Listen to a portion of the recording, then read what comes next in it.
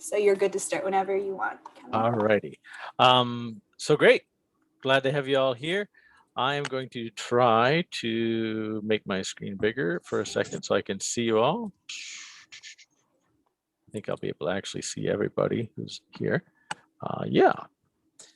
So I'm Kevin Geiger. I'm the senior planner at the Two Rivers Ottaquechee Regional Commission, which is probably your regional planning commission, I'm guessing for all of you. We go Newbury to Granville, down to Plymouth, over to Heartland, that big chunk of eastern Vermont. With me is Kimberly Gilbert. So Kimberly, wave there. There. So Kimberly's going to be watching the chat and stuff too. If you're using the chat function, you can feel free to ask a question at any time, either by raising your digital hand, raising your real hand, using the chat function. And because I'm going to go over a good amount of different topics, each of which could actually be a whole training session if we wanted it to be, but I figured it's better to do a light smattering of a whole bunch of things. And so I'm going to begin out there. Kimberly does have some evaluation stuff, usually if we're in person and we're doing this.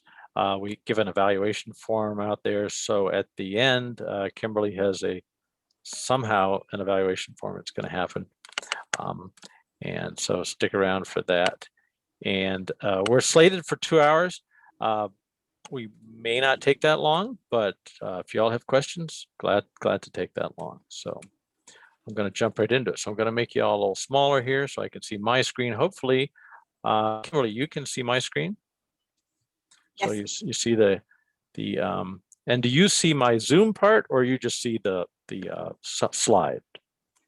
We just see your actual slide presentation. Wonderful. Okay. All right. So I'm going to begin again. That's me. This is what we're talking about tonight. Zoning and subdivision bylaws. So we're talking specifically about bylaws. And you may have them or you may not. So if you want to have them, we can talk about that as well. But we're not talking about plans, but I'm going to begin with plans a little bit. Because everything kind of begins with your town plan. Your town plan is that wish list. It's the menu. It's the roadmap. Whatever you want to think about the thing that you're going to do. And it says some things in there. It says a whole bunch of these things. So these are the topics we're going to cover tonight. Preserving forests and fields, promoting affordable housing, protecting water quality, keeping roads from washing out, commercial impacts, keeping people safe and conserving energy, a whole variety of things, which your town plan almost has chapters on, right?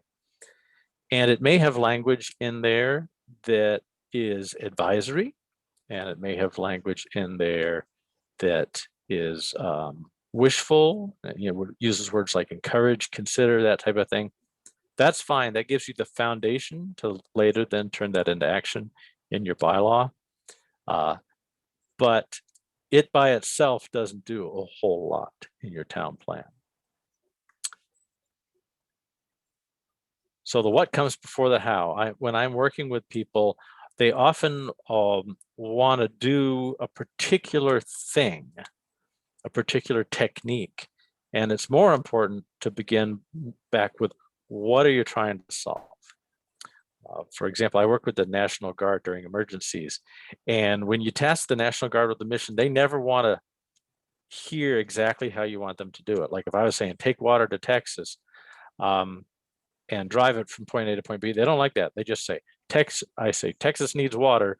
And they figure if they're going to fly it or drive it or however they're going to do it. But you define the mission first.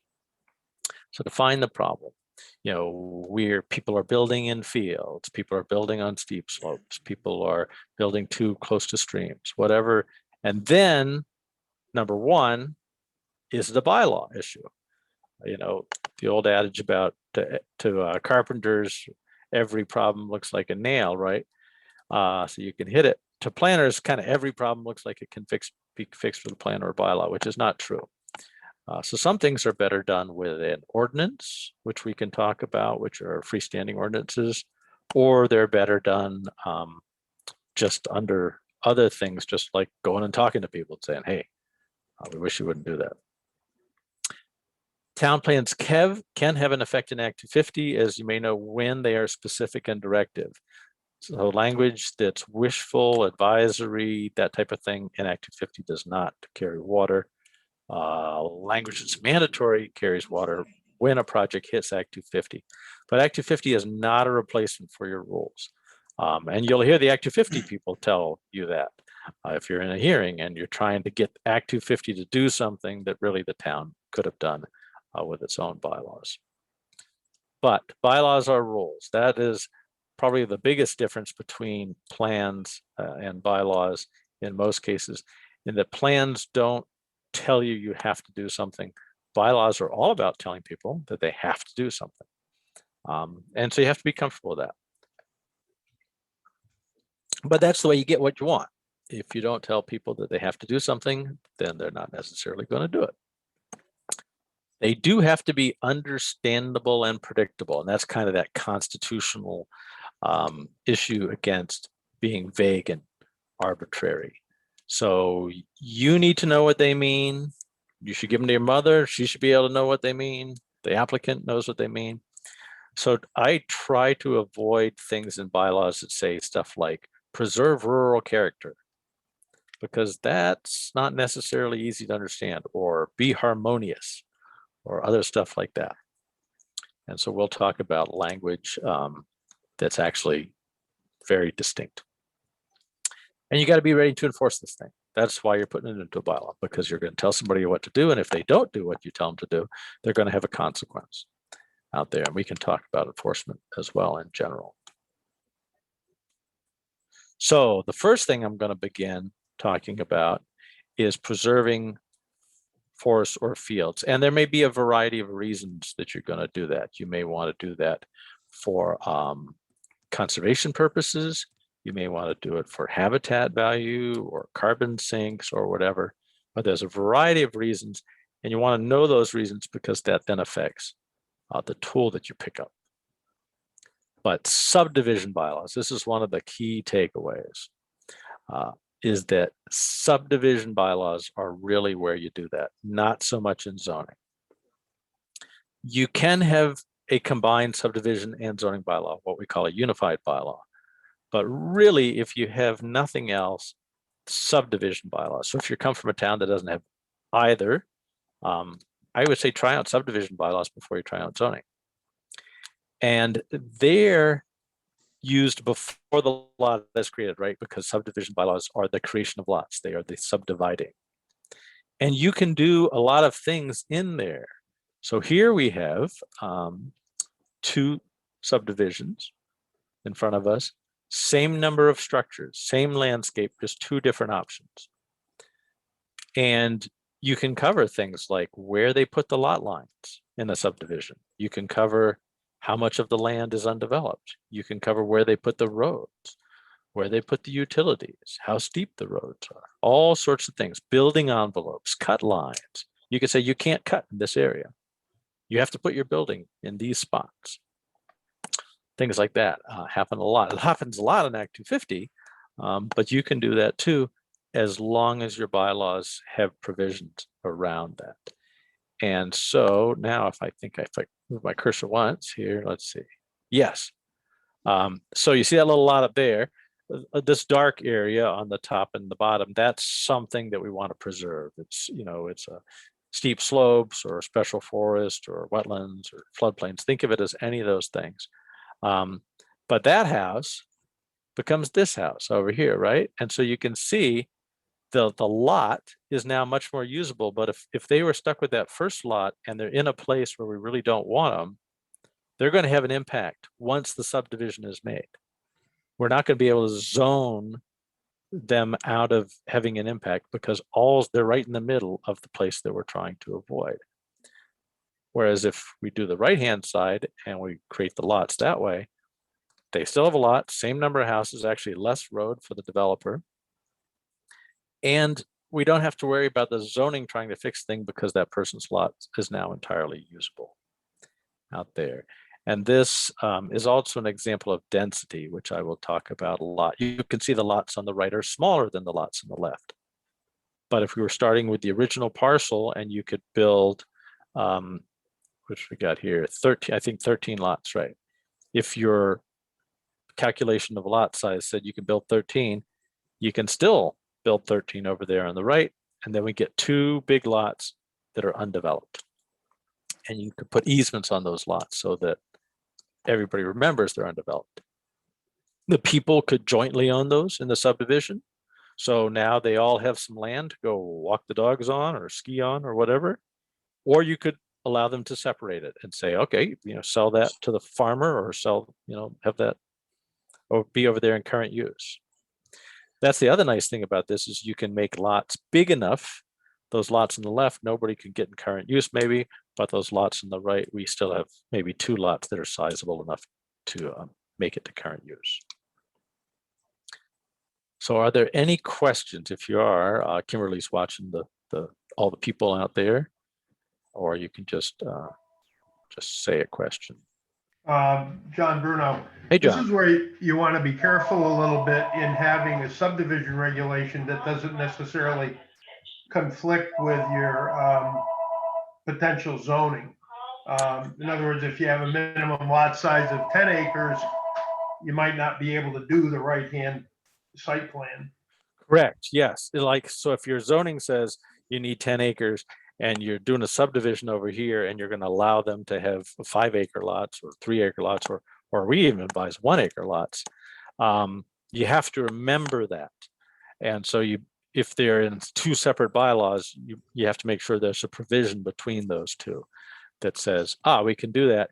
And that's why it's better to talk about density than lot size. So if for so many acres you need 5 acres or 10 acres per house, we don't really care in the end if you use 1 of those acres for the house lot or 10 of those acres. But if you want to do those things on the right, you can. And that's the other thing is you can make these advisory. So you can say, okay, developer, you can do the one on the left, or you can do the one on the right, or you can make it mandatory and go, you can't do the one on the left. You got to do the one on the right. And so I'm going to have a slide on density coming up here, I think. Yes. So again, density is that per acre thing. Instead of thinking acres per lot, think of it as acres per structure. And you can see here, you can trade them. Sometimes you can move them within a lot, but you can also trade them across a lot. So we have 2 lots next to each other. The lot on the left, you can put 6 houses on. The lot on the right, you could put 3 houses on. But let's say the lot on the right, the person never wants to put houses on. And those lot on the left, they're moving back. So we can have people move those houses around. We haven't increased any number of houses. We've just allowed them to all move around. And in so doing, maybe there's a nice forested buffer for a wildlife, connector to go through there. We can get all of those things. The person on the right who isn't building any house lots, they can get value out of it by selling those basically house lot rights to the person on the left. And it's not like we've just kind of put a big green blob over their whole parcel saying you can't do anything. That's another thing. It allows the people on the lands that you're trying to protect to still get some value around issues like this. And again, you do it through density and you do it through subdivision. Once those lots are made and chopped up, it's very difficult to do it through zoning. Kevin, there's a chat question. Okay. The example is a major subdivision. Can you do this with a minor? Oh, major and minor. You can do it any way you want. You can say, everything can do this. Some towns do a minor major split. You can say, you can only do it on a major. I don't know why you'd limit yourselves. I would think you'd be able to do it everywhere. The only distinction is at a certain size, whether that's maybe 3 or 4, it's hard to trade things around because there's just not that much you can trading. So you kind of want enough to make it worthwhile to them. You can also do bonuses is another thing. You can say, oh, if you want to do this thing, we'll give you extra houses instead of just a mandatory provision that says you got to do this, or allowing it. You can provide what we call density bonuses. Randolph has such an example, and so the more you move over the houses, the bigger your density bonus gets. So there's a little math involved in that, but it's not complex. Once you've gone into zoning, though, then you've got a lot, and now you're talking about where is that house going to exist on the lot. And typically what you have is you have a side setback and a rear setback and a front setback, and then the house can kind of be anywhere in there. And a way, this is a little kind of more simple than the subdivision part, but a way to avoid a bunch of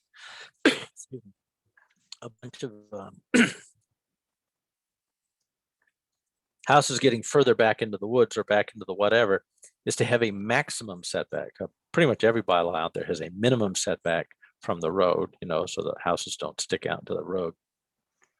But you can just have a maximum setback, and that's easy. You can just say you can't, the back of your structure can't be more than 150 feet from the right of way.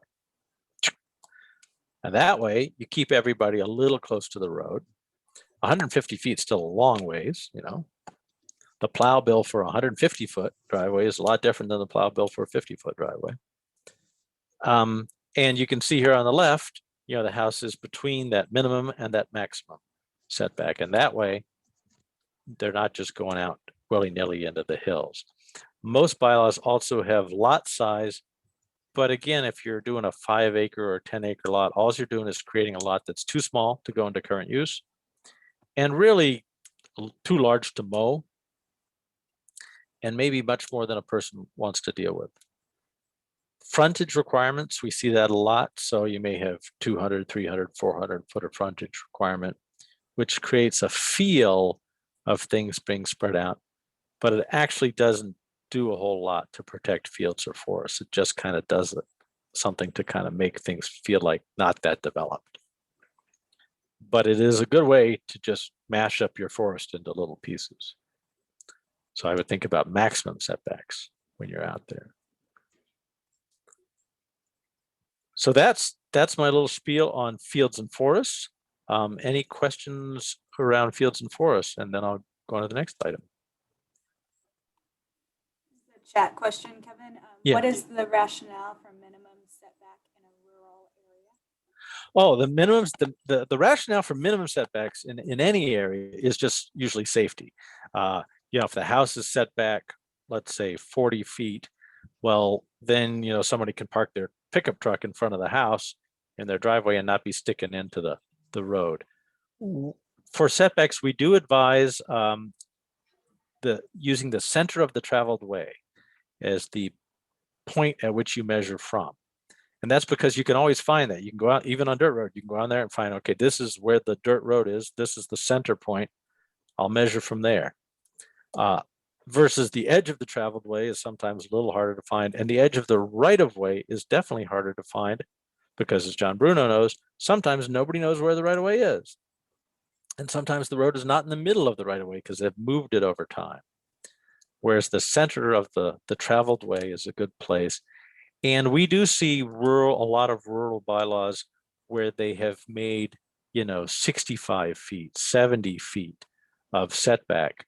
When you don't need that, and all that does is kind of push the house further back.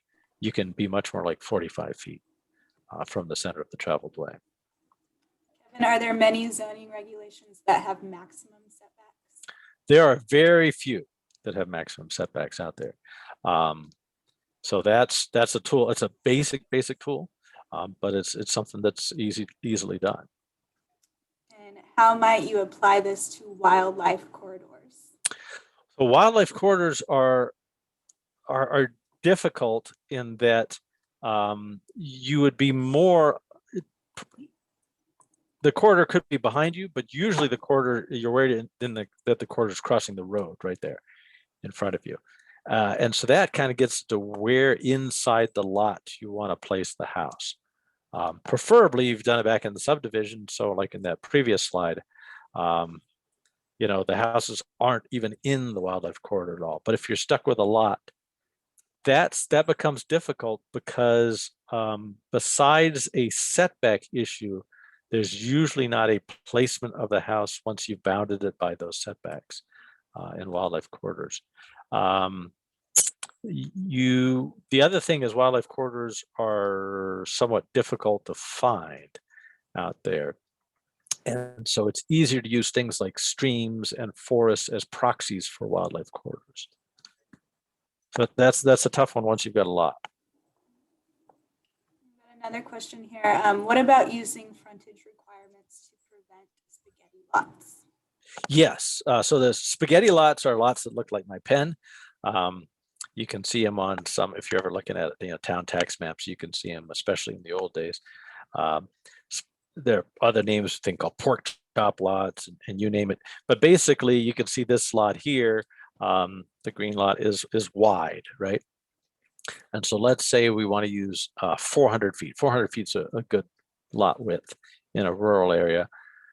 We suggest, and we have a lot of subdivision bylaws that talk about the width to length ratio. So it can't be more than 4 times deeper than it is wide or something. So you can say, we're not going to let you just create this crazy long subdivision bylaw, subdivision lots. Even if you don't have subdivision, creation of a lot still requires a zoning permit. So you could put some things in there, but it's better done under subdivision. So is that it, Kim, on any more questions on farms and fields before? Oh.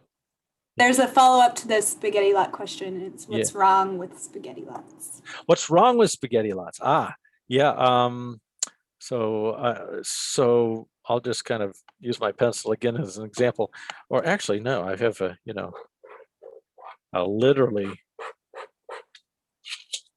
So let's see, we'll try it this way. So there's a subdivision, an instant subdivision that's full of spaghetti lots, right? Nobody can farm that if that was all farm field in back or forestry or anything. Now I've got all these lot lines, all these landowners to deal with. And pretty much it doesn't give the landowner anything. It doesn't give them really usable space that much. All it gives them is, oh, I bought 5 acres. And sometimes, that makes people feel good. Whereas if they had this subdivision, right, and then the big lot in back, now that big lot in back can still be used under current use and other things, and they can use it to do all that stuff that they thought that they wanted to do on their 5-acre lot, but they found it's actually not that enjoyable to walk around 5 acres of a very thin lot. So that's why spaghetti lots are a bit of a pain. The other thing about spaghetti lots, which has nothing to do with preserving farms and forests, is that you have separation distances.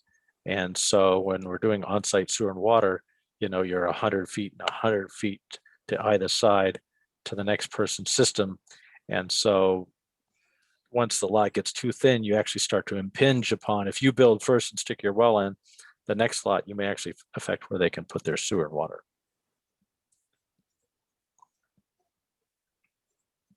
Excellent. Thank you. Great questions. Affordable housing. So this is actually a picture of an affordable housing project. And it's in Safford Commons. So this is in Woodstock, right near the high school. So those buildings in the back there. So when I move my cursor, Kim, can you actually see if I move my cursor? So if I do this, okay. Yes. So this here in the back is the Safford Common development out there.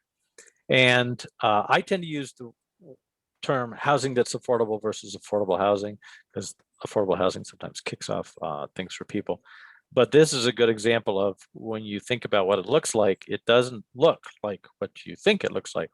These houses are better looking than the houses in front of them. Certainly. So I'm going to talk about this briefly, and we have a whole pile of stuff on how you can amend your regulations to help make more homes more affordable out there. And the first thing is allow as many types as possible. If you allow single family homes, allow duplexes. If you allow duplexes, think of allowing multifamily homes. A lot of people worry about multifamily homes for a variety of reasons, and there really isn't that much to worry about that. You're going to get, one more car maybe with that. But a lot of the building structure out there, we have a lot of big old houses right now that could become 3 or 4 units inside that house, especially if you have that like house, second little extension barn out back, which can become, one giant thing. Think of also tiny homes.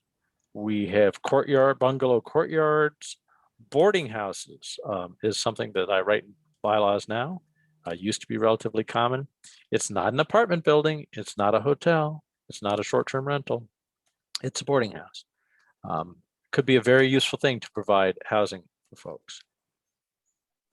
Minimize the standards. The big things are why make lots big? Why make parking a lot? If you're in a downtown, don't even require parking.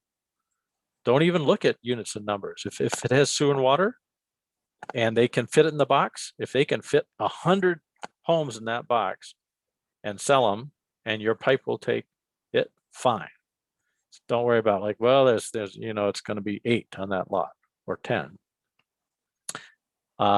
And then restrict uses that work against affordable housing. Short-term rentals are probably the biggest one right now that works against affordable housing. And you can regulate short-term rentals.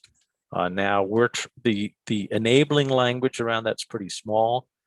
We'd like to see more language clearly enabling around how you regulate short-term rentals out there. But that in certain communities, that's eating up a good chunk of the housing out there. And again, provide incentives. This Safford Commons is an example where they actually built 28 units. But under their zoning, they could have built 60 units. We showed up in Act 250 and said, give them the bonus that your bylaw allows and let them build 80 units. Because they own more land behind here and stuff. But you can do that. You can give people bonuses. You say, okay, if this project is covenanted to be affordable, then you get an extra 1.5 units for every one that you'd otherwise get or something.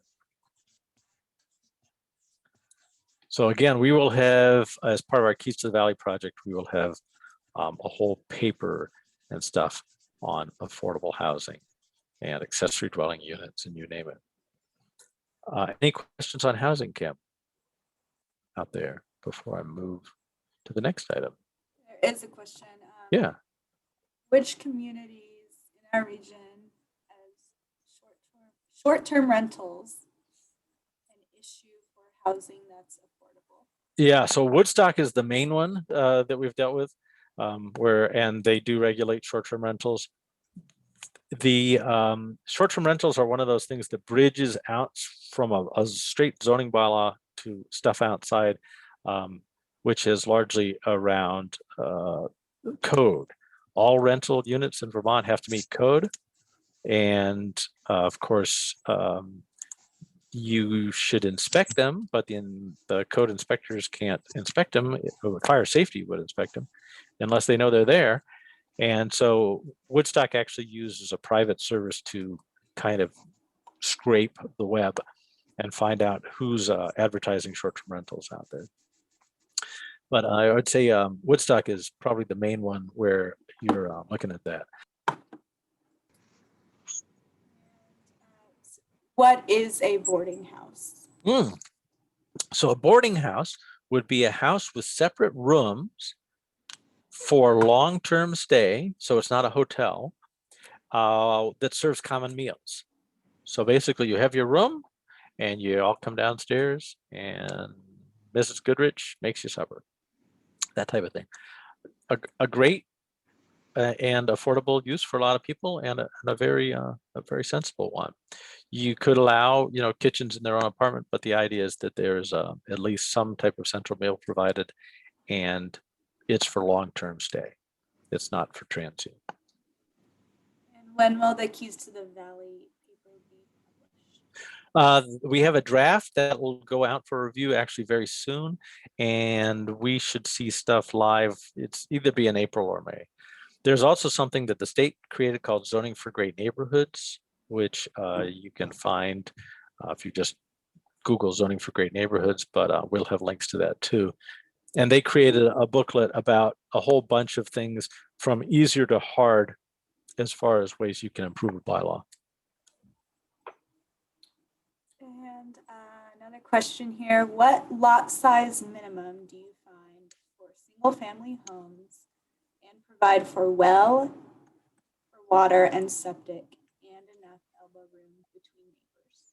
So that's, we generally say 1 acre, assuming your soils, work. But 1 acre is good. And again, especially if you have a lot width requirement. So 1 acre is roughly, 220 squared. So if you have a 200-foot width and you have a 1 acre, you're going to end up with at least a roughly square lot, which will enable them to generally do everything out there. You can go less, but it takes a little more wiggling. But that's why in rural areas, we really, from a septic and well side of life, we typically often don't need much more than 1 acre. Yep. Okay, great. So water quality, great. There's several things that impact water quality out there. One of them is actually building the stuff. So it's the construction projects out there. Farms are a major impactor of water quality in the state, but you can't regulate them, and I'll go over that. And buffers, and then the state permits themselves. So in terms of avoiding erosion, right now, if you're going to disturb, you're going to drive the bulldozer and grub up the ground, you're going to disturb more than 1 acre of land, you need a state stormwater permit. And that's got a whole set of handy rules about what you have to do. Well, what you can do is you can kind of just piggyback onto those and say, oh, we're going to take that down to a 1/2 acre, which is actually the state's going to a 1/2 acre eventually here. But we're going to take it to 1/2 acre. And what you have to do is you have to comply with those rules over there that they made. That way you don't have to think up your own stormwater things. You just say, get an engineer, certify that you comply with the state's stormwater requirements out there. Another way, slopes are difficult because finding a slope is actually not, the most straightforward thing. A lot might go down and be flat and then go down again. And so where they want to build is flat, but if you look at a map, it might say that lot's all steep. So you have average slope and instantaneous slope and all those type of things. I like to instead regulate the roadway and say, you can't build a road over 8%, 10%, 12%. And that way they'll generally stay off the steep slopes because they can't build a road that's too steep up there. You can also limit things like blasting and say, you can't blast to put in your road. That will make it so they're just not tunneling their way through out there. Farms are not regulatable under zoning, nor is forestry, as long as they are done in compliance with the state standards. And so for farms, we call those the RAPs, the required agricultural practices. So agriculture that meets the required agricultural practices is exempt from zoning. Agriculture that doesn't meet it is not exempt from zoning. And so you can write in your bylaw, agriculture that does not meet the RAPs is prohibited. And therefore, if they don't meet the state standard, not only they're in violation of state standard, they're in violation of your zoning bylaw too. And you can go out there and say, hey, cut that out. The other thing is those are presumptive of meeting water quality. Any discharge to the state's waters is illegal. And so it's just assumed that if you meet the stormwater permit, or if you meet the ag practices or the forestry practices, you're not discharging. But if they actually are discharging, that's illegal, and you can call up the water quality folks and say, hey, these folks need a little extra help out there. Buffers are far and away the easiest thing, though, just a straight number that says stay back. You can make calculations, if it's steeper slope or this, that, and the other thing, but just stay back. We kind of go with the general rule of thumb, which is 50 feet from top of bank. So you have your stream, you've got a bank, and that's kind of steep, and then it gets flatter. So 50 feet from this point, not 50 feet from the stream itself. So 50 feet from top of bank is the edge of where you can put a structure. That's what we suggest for structural setback. But then you have the management. We don't want you to cut all the trees down and build lawn right up to the edge either. So you should have some amount of land, 25, 35 feet, something like that, from top of back, where you actually can't disturb the ground. And then if you're by a lake, your bylaw should point people over to the state standards, because the state actually regulates all lakeshore development now. And you can't build anything basically within 100 feet of the lake. Again, that's good because the state doesn't have a magic crystal ball that blinks every time somebody wants to build on a shoreline. And this way you can remind people, hey, you need to go over there and get a permit. Same thing on stormwater. You can remind people, oh, that looks like an acre of grubbing. You need to go over and get a state stormwater permit. Or, oh, it looks like you're going to be down in the stream building your little bridge or putting in a culvert or something. You need a stream alteration permit. Go over there and get that. And so your zoning administrator should be somewhat conversant with those and just kind of know who to call. Oh, you got to call, go talk to Scott Jensen in much of our region around that. Things like that. And those people are very easy to deal with. They're nice. Just send people on the way and get those things out there. I should mention on stormwater, and this particularly affects subdivisions, the state stormwater permit for disturbing an acre of land is the entire project. So if somebody is getting a subdivision permit and they're like, well, I'm going to build a road and then we're going to build one house, but really I'm going to build 8 houses and driveways and all that stuff. And when we add all that up, I'm going to be disturbing more than an acre, or I'm going to be creating more than an acre of impervious surface. The stormwater permit applies from the get-go. And so it's important to kind of be keeping an eye on that. They can't inch their way through things. But far and away, buffer, just keep people back. Kim, question? Yes. Can private roads with multiple homes be regulated via zoning, such as allowing emergency vehicle access? You betcha. Actually, we're going to talk about we're going to talk about roads in a little bit. So yes, so I'll keep that in mind. Yes, but the answer is yes. Look, roads. Keeping roads from washing out. Yes. So a couple of things here. You can regulate driveways and private roads. Those are things that people build.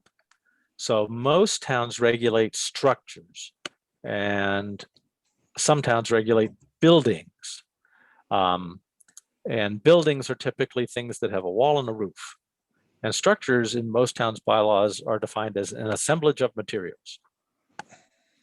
And so you might go, well, a road might be an assemblage of materials, but I would specifically say we're going to regulate driveways. So you need a zoning permit to put in your driveway, and you need a zoning permit to put in a private road. And so that structure, we're actually going to regulate there as well, because maybe we don't want somebody to build their driveway up to the lot line. Maybe we want that to meet the setback. Maybe we want it to meet the town road standards. Maybe we want you to have a stone line ditch like this, because this is a town road. So the towns are doing their stone lining ditches, but then somebody comes along and they do a private subdivision up the way, and they just have all sorts of hooey going on up there. And you go, well, wait a minute, that's the same water that's going to come down here. We're doing all this work to make the water clean. They need to do some work up there. But yes, so you can just take the standards that you use for your roads and you stick it onto the private folks, or not.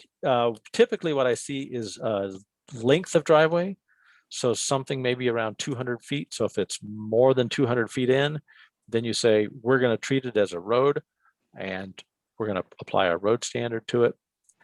Maybe if it's less, maybe you want to just talk about the grade, the whole thing. Maybe you want to talk about ditches. You have to construct a ditch.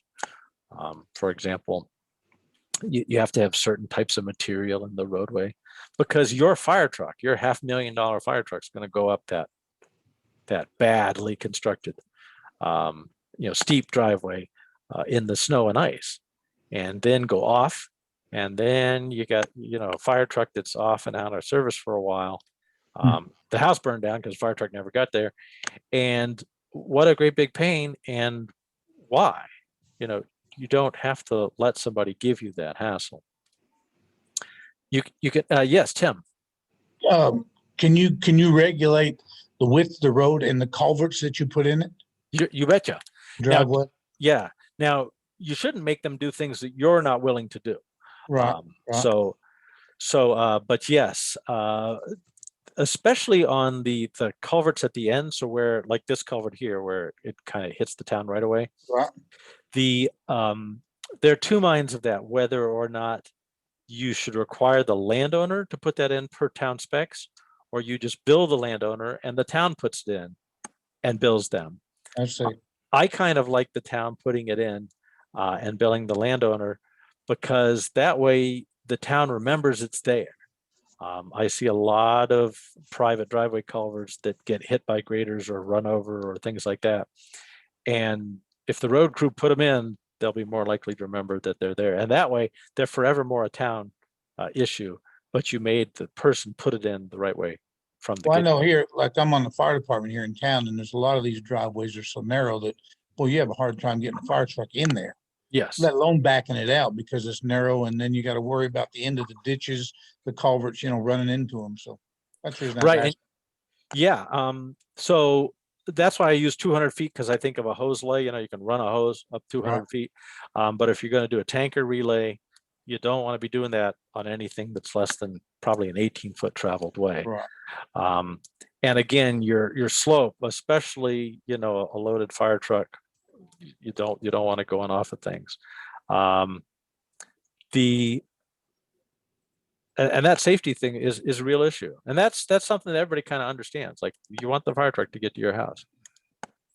The percent impervious surface is something you can do. Most of our rural lots are plenty big, but you can have a percent impervious surface that you get to cover. That's better on the smaller lots out there. The construction methods, we see that, instead of using bank run stuff, you have to use, shattered rock. 2-inch minus stone is really nice for the base. And then on top of that, 12 inches of compacted gravel and whatnot, so that road's going to hold up, especially a private road. Driveway is less so, but private roads and subdivision, important that way, because if not, sooner or later, you get a handful of folks coming to the town saying, we want you to take over our road and fix it. And it's much better that they build their own road right. We also see in disasters, not an uncommon thing for the private driver road to fail and then cause the public road or drive to fail. Mhm. Kim, Couple of new questions. yeah. Back to water quality. How have towns buffered A&R mapped river corridors? Oh, okay. So the A&R river corridors, which are available on the A&R Atlas, if you Google A&R Atlas, and then you go down to rivers and you click on the river corridor thing, it'll show you all those in like a little pale yellow. And for every stream that's basically of any size, they have put on there the little 50-foot buffers on all those little streams. For the bigger streams, they actually do a custom river corridor, but that's the easiest way to find it. And that's the handy way to have a map, because you go, well, what streams are they and how can I make a map? And you can just go within minutes and make yourself a map. And we can make those maps too. Pete can make them so that your zoning administrator can see, and it's nice to do them on the Atlas, because then you can actually see the houses and stuff, and you can go, oh, that's where it stops right there. I like those quarter maps a lot. The other river corridor parts that are the custom made ones around the bigger rivers are a little tougher and have some issues in my book. But the 50-foot buffer, yeah, that's an easy way to do it. Another question, Kim? Yep, a driveway question. So if your town does not currently have zoning or bylaws, all driveways that already exist would most likely be grandfathered in and don't need to be adjusted based on new zoning laws. Is that correct? Correct. Well, in fact, everything basically, if you're going to pass a zoning in a town that doesn't have zoning, basically anything that anybody's been legally doing, they get to keep doing. Driveways are one of those things that also bridge outside of bylaws, though, because you have to remember that where they touch the town road, the so-called access permit or curb cut permit, or we also call it 1111. It's Title 19, 1111. That's given by the road foreman and the select board. What we see a lot of is those things kind of migrating over time. And you got to remember the law says that not only does a temporary access point need a permit. So if you're going to be building that for log landing and stuff, they're still regulatable. But an improvement or modification to that. So if I've got some woods road going up there and now all of a sudden I buy the house lot and I come in and I want to make that into a paved driveway, I need a new access permit on that. And that may be the time where you go, that was always a crappy culvert. That's going to get a real culvert now. So there is some grandfathering, but there is the ability to get another bite at the apple if they're going to actually be messing with the driveway itself. We good there, Kim? Great. Oh, that's where back on roads. Commercial impacts. So this is what a lot of bylaws spend a good amount of time, usually with a site plan or a conditional use standard. But you can do this even in the rural areas. We have a lot of towns that want to allow kind of smaller homegrown commercial uses out in the rural areas. Perfectly fine. A lot of them won't bother anybody. But you can use standards like these. Vegetated setbacks. So not only do you have to be back from the road a little bit, or especially back from the neighbors, but you have to have some plants in there, and that's an easy screening and kind of noise reduction method. Thetford, I think, is one of our towns that just, one of their things is they just double the setback for a commercial use. And so that's like a very, very simplistic way of going, oh, we're going to create some extra room in there. But you can also require plantings in those setbacks. Shielded lighting, we see this all the time. Basically, a standard that says the lighting has to be shielded so you can't see the light bulb up in there. It's easy to find those things all the time now. Or a standard that says the source of the light can't be visible on an adjacent property. Hours of operation, another easy one. Daylight hours, 7 to 7, something like that. Parking in the rear is more of a site plan issue, but we don't necessarily, if for a commercial use, we don't necessarily want to see all your parking in the front. We'd rather you bring the building closer to the road and put the parking in the back. And then form and scale.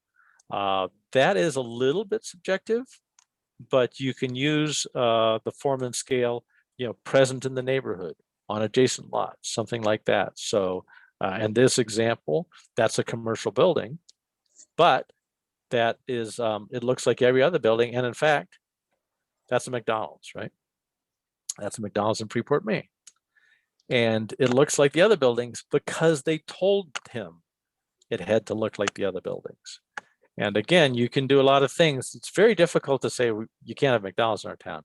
It's a lot easier to say your McDonald's has to look like a house. And if McDonald's wants to come there, they'll build you a nice little house like this. But again, form and scale is often the issue because that's often what people worry about. They don't really, up the road here from my house is a printing operation, a pretty large printing operation. It looks like a farm.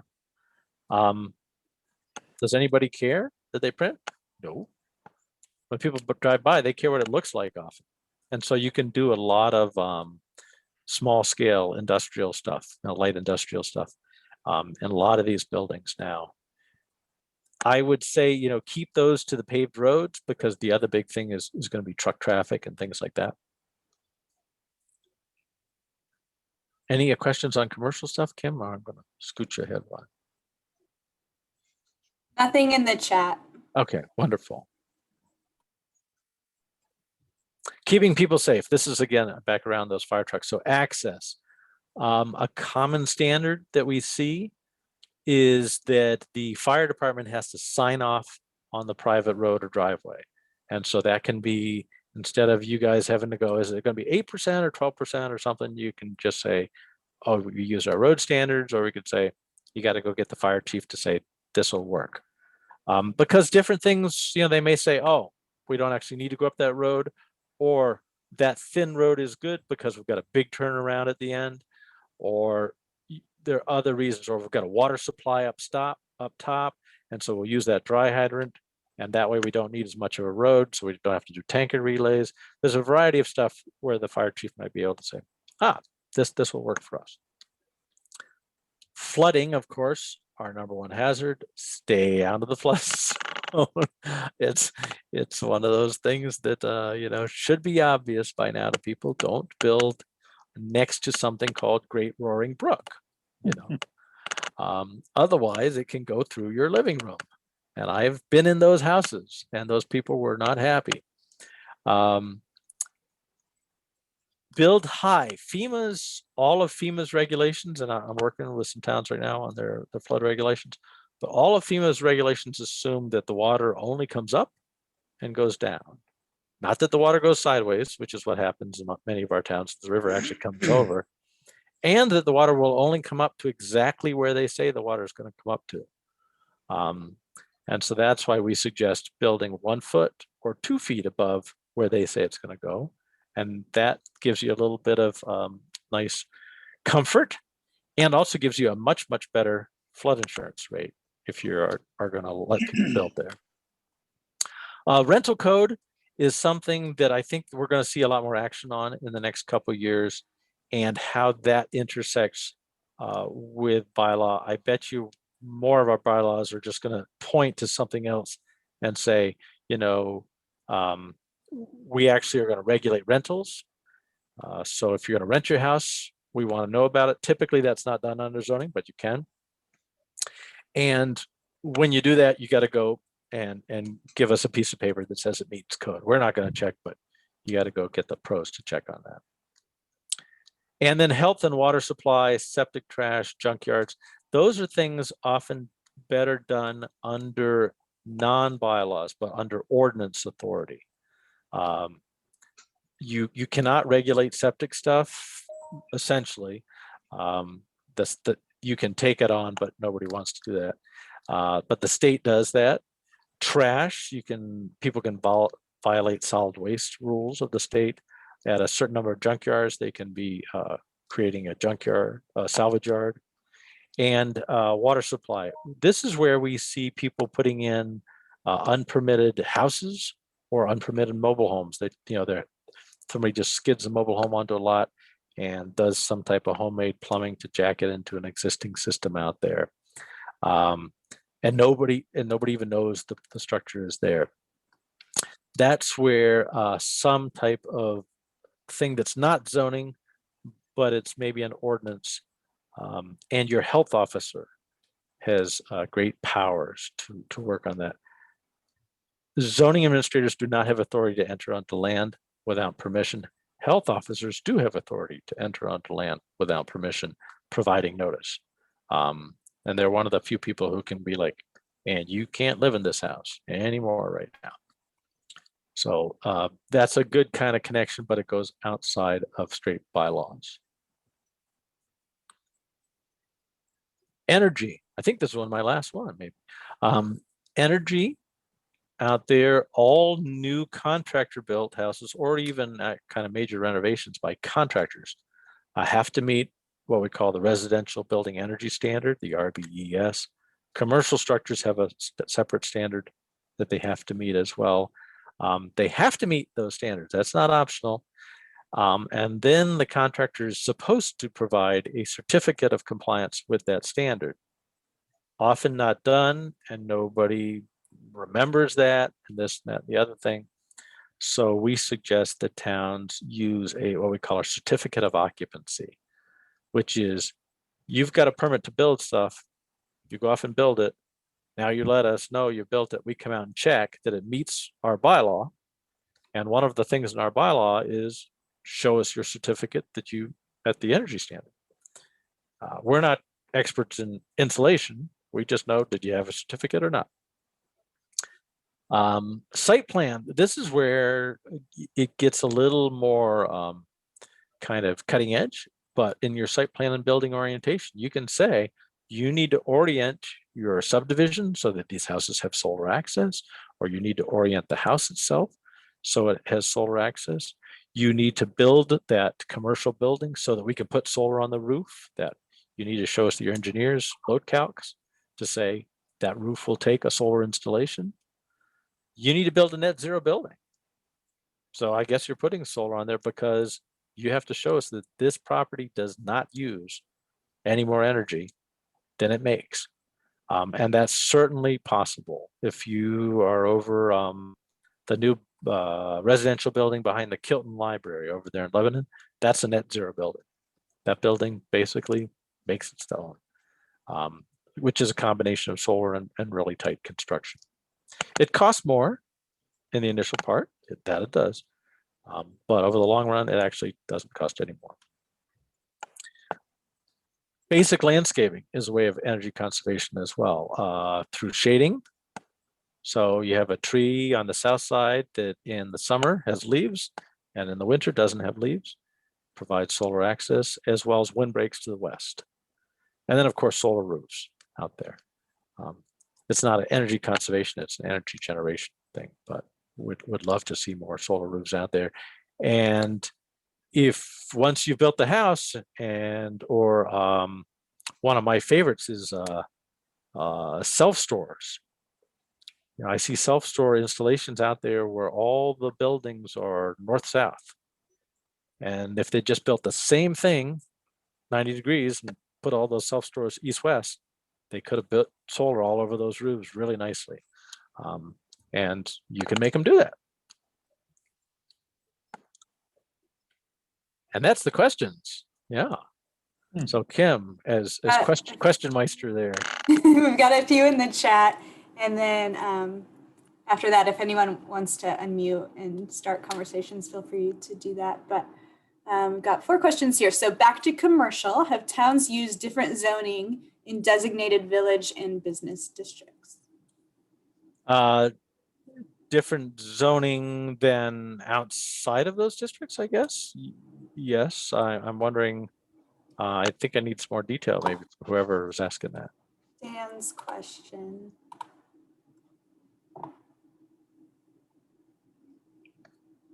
So whoever question that is can just unmute and ask it.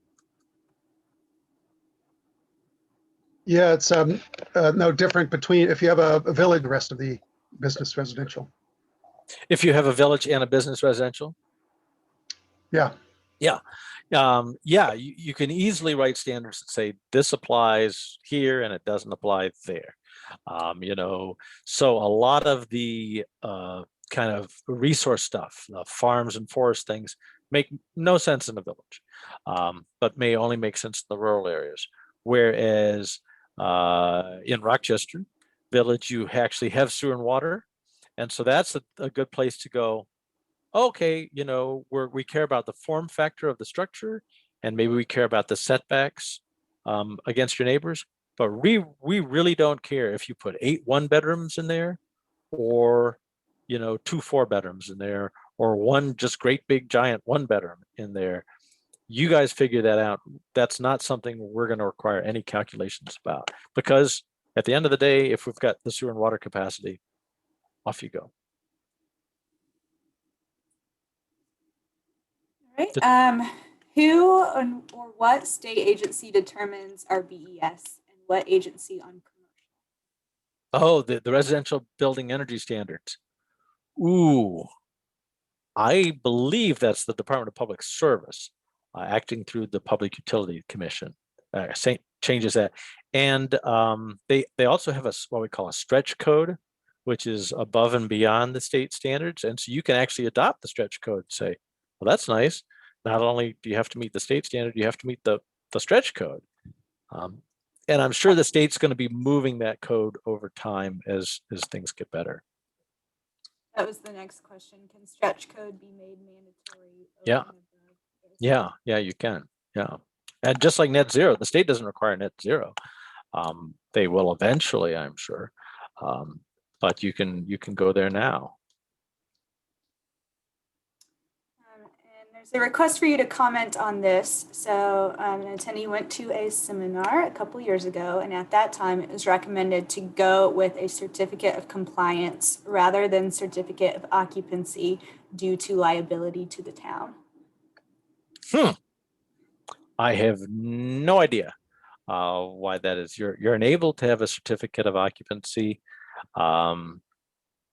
The teeth on a certificate of occupancy is that they're not allowed to occupy the building. So they've built it and you're like, yeah, and you can't go in there and be living in there until you give us that certificate, and then we give you our certificate back.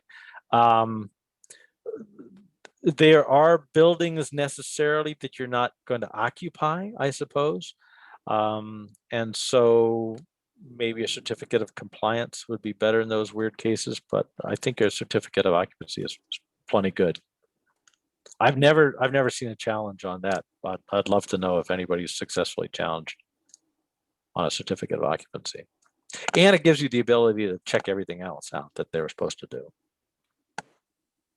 I guess the question on that, Kevin, is Hey, John. What was your question, John?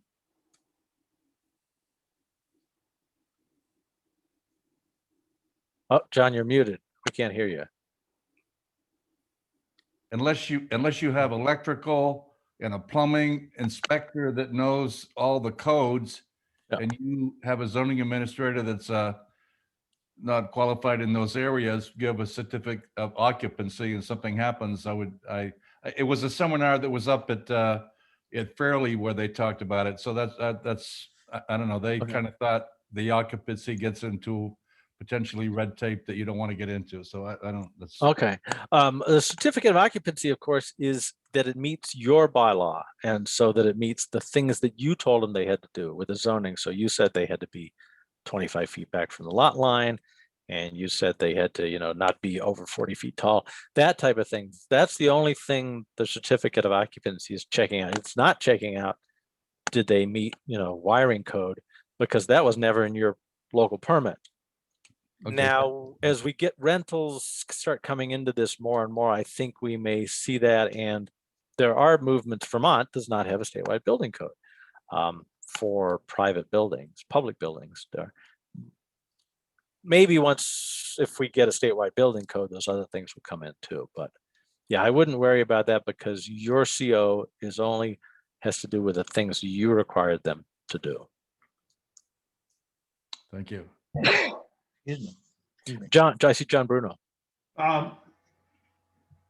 Do the certifications for energy conservation follow in the same sense as certifications for septic systems that, I don't know, what has it been now, 25 years ago or so, where attorneys were requiring all of these, for septic systems, that these certification letters are in place when they do a closing or a title search? Do these certificates of for energy conservation fall into the same category? Yeah, John and I have been around long enough, so we remember the Bianchi decision Right. in 98, which clouded title if you didn't have a permit in your title. And then they said they created a statute of limitations on that and some other stuff. I don't know offhand if the same thing applies to the energy certificate. I have a feeling I've seen something that says it doesn't, that actually there's something in the legislation that says it doesn't cloud title if that's not there. But I'm not sure about that. That's a good question. It is something I would think that, more and more, if people, when they're buying a house, and as they get savvier, they're going to ask for it. And the contractor gives it to you. So it's a contractor thing. Got questions, Kevin? Yeah.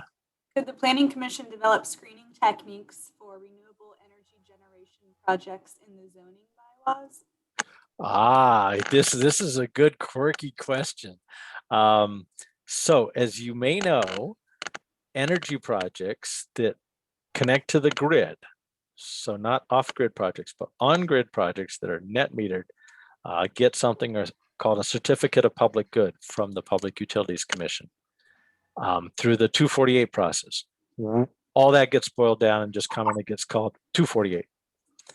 So when they get a 248, they are exempt, all things by law are exempt from your local zoning if they go to get a 248. So somebody's going to put a solar field in, don't have to comply with your zoning. But your bylaw can have a standard that is not given in a permit, but that the PUC then looks at your bylaw. So it's weird because they've said you can write a standard, but you can't issue a permit on that standard, but they'll look at that standard and pretend it's their standard. So suffice it to say, you can put in a standard in your bylaw or in your town plan, either place, that will affect potentially the screening of a solar installation. You just have to remember that you're not going to be issuing a permit around it. And so there's two parts. And the second part is that standard cannot be different than for other similar structures. So you can't have a commercial district where you could say, you can build any great big ugly commercial thing you want, but we are never going to see a solar field. They won't let you do that. So we refer to that as the like-to-like rule. But if you say all structures, including solar stuff, have to be 50 feet from a lot line, and shall demonstrate reasonable measures. We like reasonable a lot. Reasonable measures to mitigate the visual impact through screening. Then the PUC is going to look at that. They're going to say, okay, you have to do something. You have to take a reasonable measure out there because they're requiring that on everything in this district that goes in. And so remember that you kind of have to do apples to apples. But yes, you can put it in your bylaw. No, you can't kind of put it in a permit. But it becomes permit-like out there. It's a weird bit of law. Did a certificate of compliance used to have a name? I'm not sure how you pronounce this. Was it once called the Bionk letter? Bianke? Oh, that's Bianchi. Yeah. Bianchi letter? So the Bianchi was a court decision that basically somebody did not have. I think it was around a septic issue, if I remember right. So they had put in a septic system, but in the old days, oftentimes you would get no check on the system. My house had one of those when I bought my house. So there was a design, but nobody knew, did they actually build that or not? And so John Bruno. I think Bianchi was they put the house where the septic system was supposed to be, and they put the septic system someplace else, and they never it was never certified. Right. But when it went so somebody bought it. I think it was an attorney actually who bought it and and I don't know whether the system failed or whatever, but found out that it wasn't built according to the approved plan. And so then he sued the attorney, his attorney, saying that it was should have been part of the title search for cloud on the title. And I guess it went all the way to the Supreme Court. Yeah, the Vermont Supreme Court. And they said, yeah, that's right. And so now you'll see oftentimes prior to when people are selling their properties, they'll be coming to towns, I know, looking for their 1111 permit, their access permit. They're like, we don't, Lord knows when the driveway was put in, but we don't see a permit in the file. So we want you to give us a permit for the existing driveway. Your rules don't require that, but you can write them a permit and say, okay, yeah, your driveway's not illegal. But it does help on things like, the energy standard or other things to have a piece of paper you can show somebody that says, yes, a pro says that this thing complies with stuff. Also, a good thing for those of you with flood bylaws, which is every community in our region, whether you have zoning or not, has a flood bylaw. And so if somebody is building in a flood zone, they should get a flood permit. And those things are not like other building permits. If you go out and you sink a well, you often don't need a zoning permit. You need a permit in a flood zone. If you go out and excavate, if you're putting riprap below top of bank, if you're putting in a driveway, if you're putting in a stream crossing, if you're just digging sand out of the bank, you name it, those are flood permits. And you should have something in the file for those. Going to discuss anything about enforcement? Enforcement, oh gosh. Enforcement is a bugger. I wish we had better tools. The law allows you to do both judicial bureau and environmental court. So a couple things out there for any zoning administrators. I advise that you, as a matter of practice, should not check with other people prior to issuing a notice of violation. That's your call. It's non-discretionary. It's not a political litmus test popularity thing. Oh, are we going to get in trouble? Nope. They violated the bylaw. Here's a letter. If you get a report that somebody's violating a bylaw, go out and check. If the landowner says, you can't come and check, I'm not going to let you on your property, go, fine. Then I'm going to assume you're violating. Here's a notice of violation. When you're ready to let me come and check, then I'll figure out if you actually have a violation or not. Notices of violation cloud title, and that's the biggest hammer out there. They don't self-effectuate, and you got to go to court to get them enforced. Going to court is not a ZA issue. That's a select board issue because you're going to have to go hire a lawyer and pay money and do things.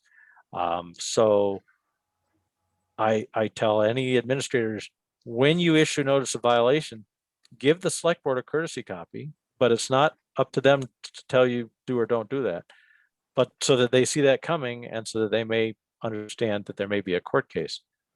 My biggest kind of little quirky bit that I think helps is if there is a lien on that title, which you can find out in your town records, send a courtesy copy of that notice of violation to the lender. It is not required, but any lender who's not dim will understand they just have a clouded title now on property that they have a lien on, and they don't like that at all.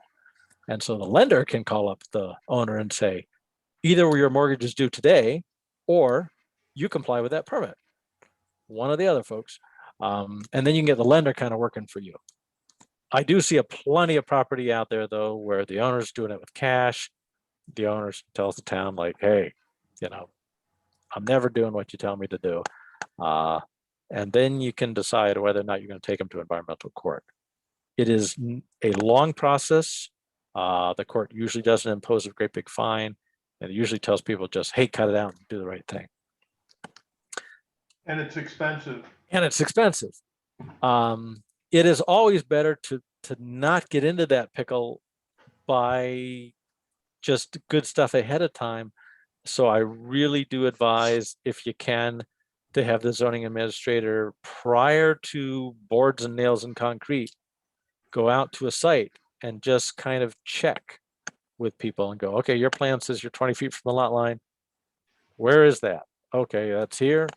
Get out my tape measure. Yep, you look good. I know Michael Brands in Woodstock used to do that a good amount, which is really nice because every now and then somebody makes a mistake.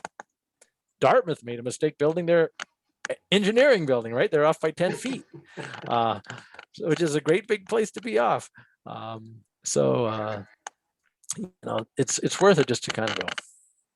And the other hard part is sometimes you're building from lot lines and there's no surveyed lot line.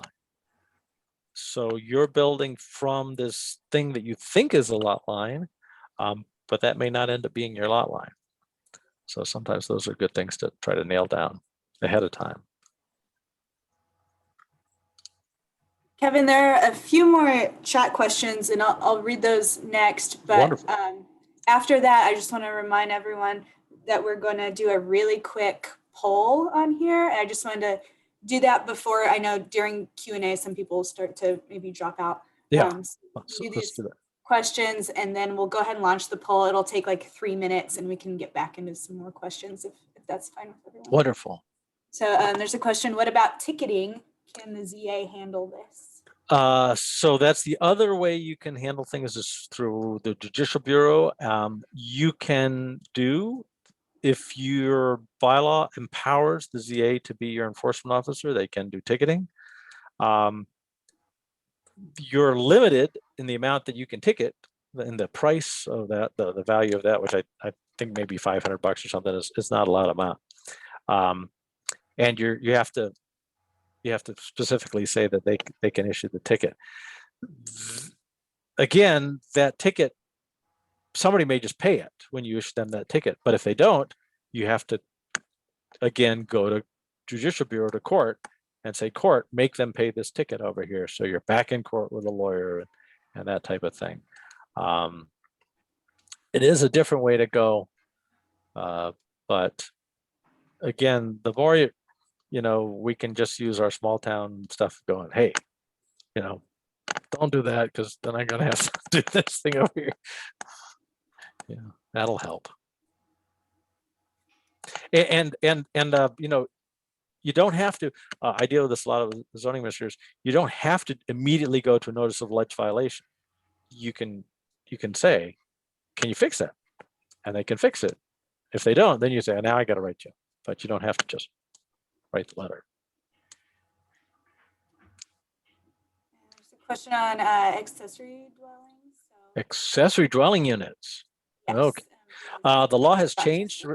The law has changed around accessory dwelling units, number one, in the last year. So there's some new stuff out there about it can be bigger.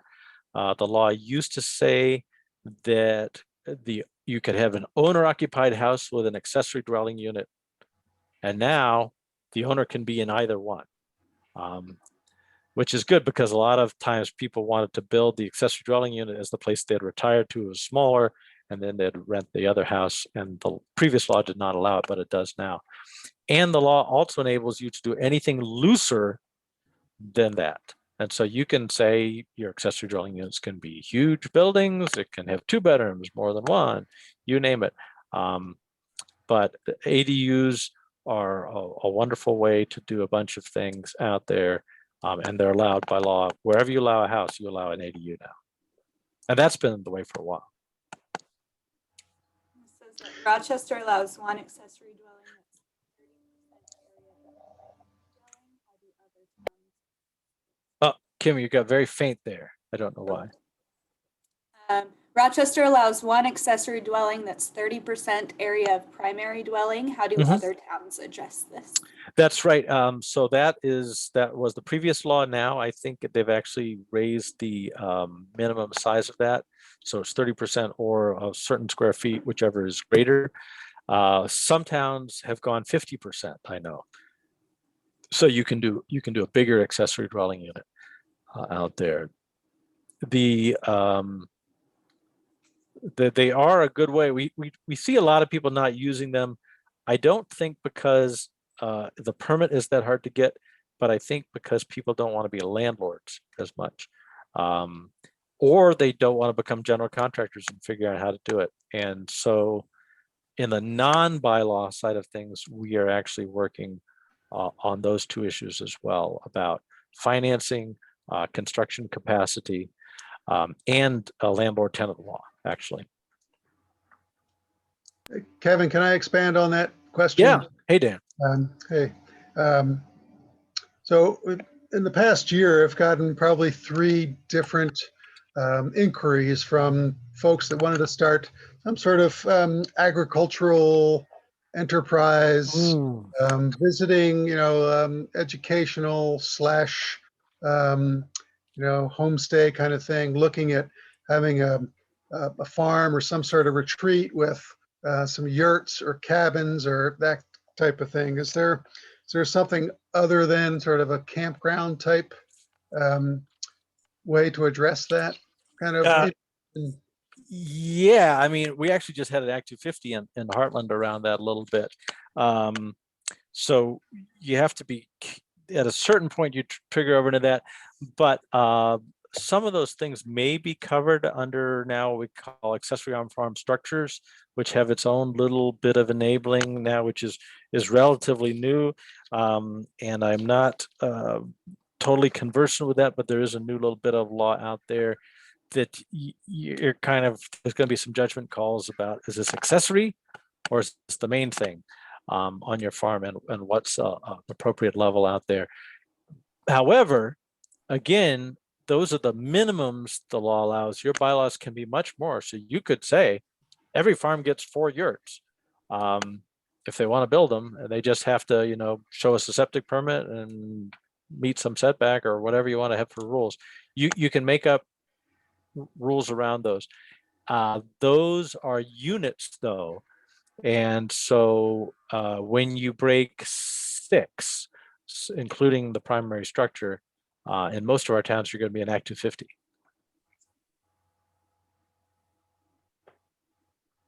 Because the accessory farm kind of bit in zoning is not an out of Act 250.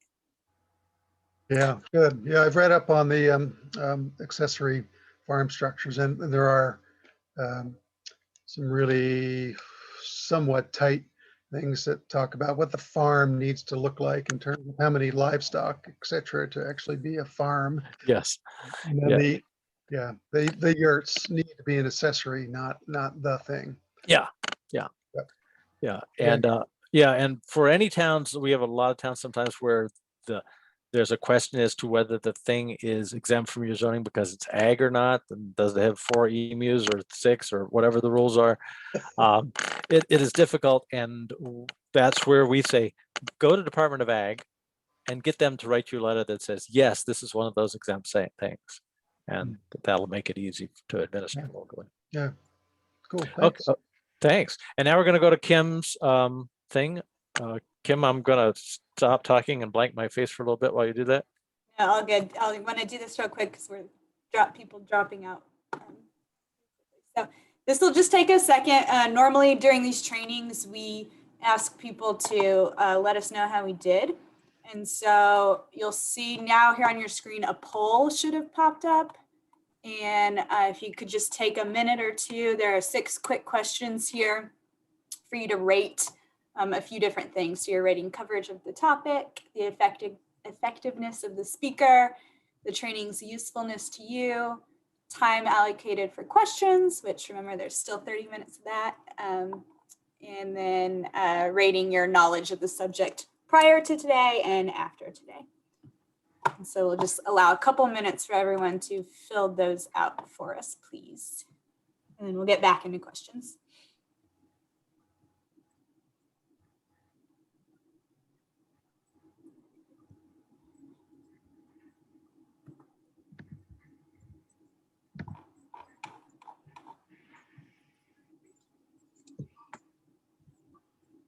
We've got about half the people have answered so far. That's good.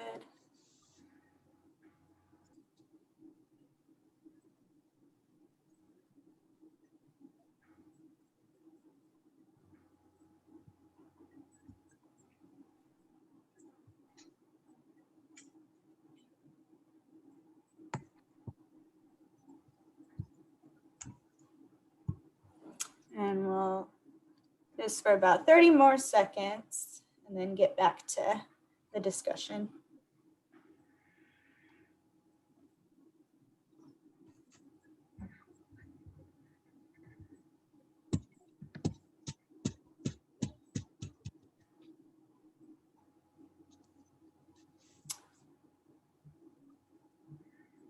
Cool. Okay. I think we got everyone. We've got 20 responses, and then there's also me and Kevin in here. So cool. I will go ahead and close this out. Thank you all. Great. Okay. And we can hop back into questions. We left off with a couple here, Kevin. There was can ZA send to lender without okay from select board? Sure. Yeah. Yeah, because the issuance of the notice of violation is not a secret, and is non-discretionary, and it's going to get filed in the town records. So any lawyer is going to see it when they do a title search. This just kind of clues them in earlier. Yeah. It is a way to wake up some people. And how does accessory dwelling affect residential tax rate? It's just valued however your listers do it. It doesn't have a special exemption or anything under your residential tax rate. Should violations be recorded or just be put in parcel file? Oh no, they're required to be recorded in the permit file. No. The so-called NOAV, the notice of alleged violation, because you're alleging they're violating. The only way you actually find out for sure is to take them to court.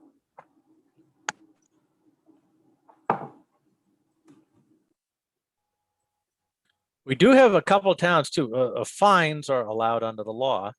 A couple of towns have actually fined people. My advice is, I don't think you can.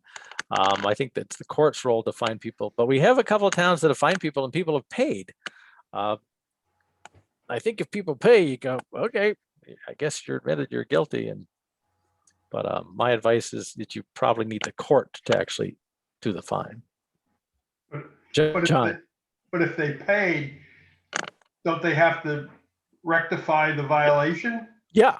still? I mean, Yeah. Oh yeah. That doesn't. Yeah. It's not a pay to get out of jail free card. Yeah. No, they still gotta do it. And they can add up. I mean, if the environmental court wanted to, those fees are, each day is a violation. And so,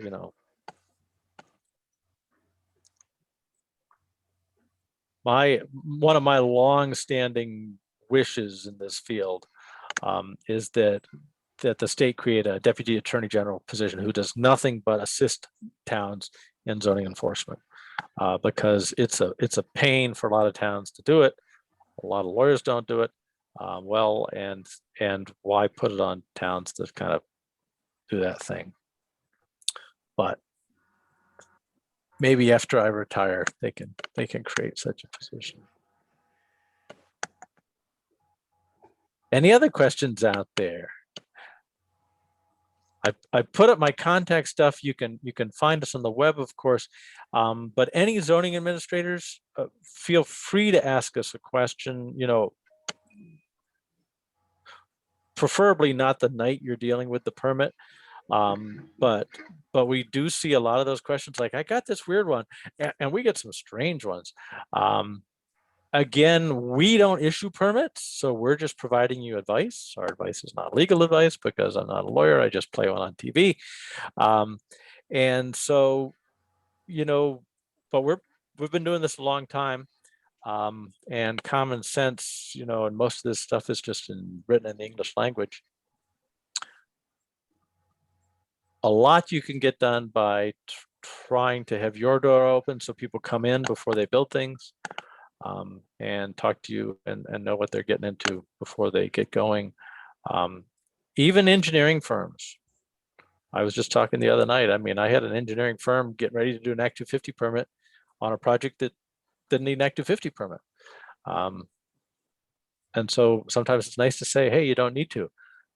As an aside, while I have you all here, check out your exemptions part. In the beginning of your bylaw, you should have a list of things that say these things don't need a permit. Tree houses, bird baths, you name it. So, and that's very good because, again, your role is not discretionary. And so if you don't have a list, it's hard to say, well, that thing doesn't need a permit.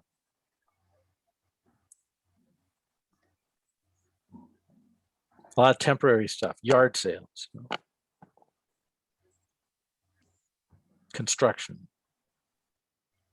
trailers.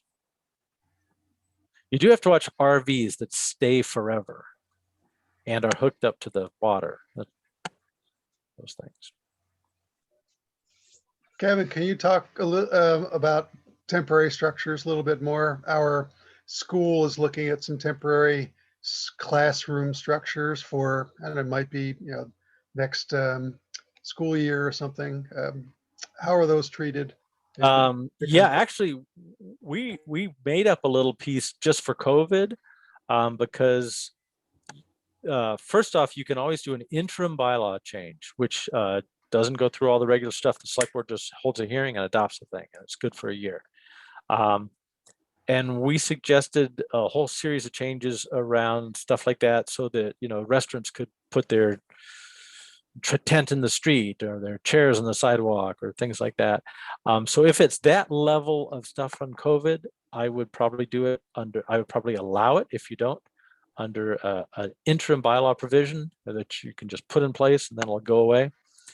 But temporary structures, unless your bylaw says they don't need a permit, they need a permit, because all your bylaws usually have a provision that says if this isn't permitted, it's prohibited. You got to fall on one side or the other. And so temporary structures too. But that's a good thing, because people put up temporary structures for the book sale or the hamburger sale or the yard sale, and you go, wait a minute. And it's nice to say temporary structures, that are up less than 7 days or whatever you want to decide, don't need a permit. But you could specifically exempt your school, or temporary structures that are as a result of the pandemic don't need a permit, as long as they are actually going to be temporary. Now, it's better to do that than just kind of go, well, it'll just be a year and we'll just kind of hum our way through, because then the next guy comes along and he's going to put up a temporary tent, and everybody either gets the permit or they don't. They're all treated the same.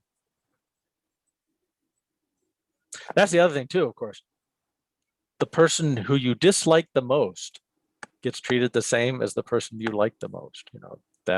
You have to be very good about that. You cannot disparage people. You'll get a civil rights suit more than you want. You don't talk about people's race, religion, whether they're in state, out of state, none of that stuff.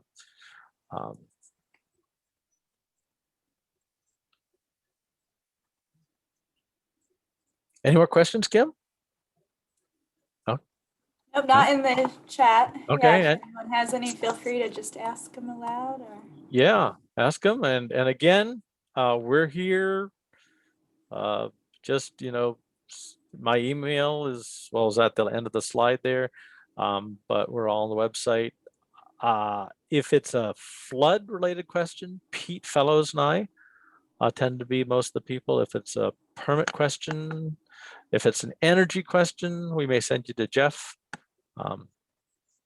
There, various people have different stuff. I just had a trail question come in this afternoon from a town about legal trails versus class 4 roads. So that goes to Rita, our transportation planner. But we pretty much either can answer or find the person. And Kim just put up my email down there. But we're all on the web under TRORC. We're the only TRORC on the web, which is nice. And there's an ask us part of our website too. So if you're like, what about this thing? A lot of my brain I've tried to boil down and put on that ask us part. Thank you, Paul. Paul says good evening. So good evening to everybody else. You can all go back to supper or wherever. Thanks for coming. Yeah, thanks, Kevin. Thanks, Kim. That was great. We'll see y'all later. Be good. Bye. Okay, Kim, and you have the recording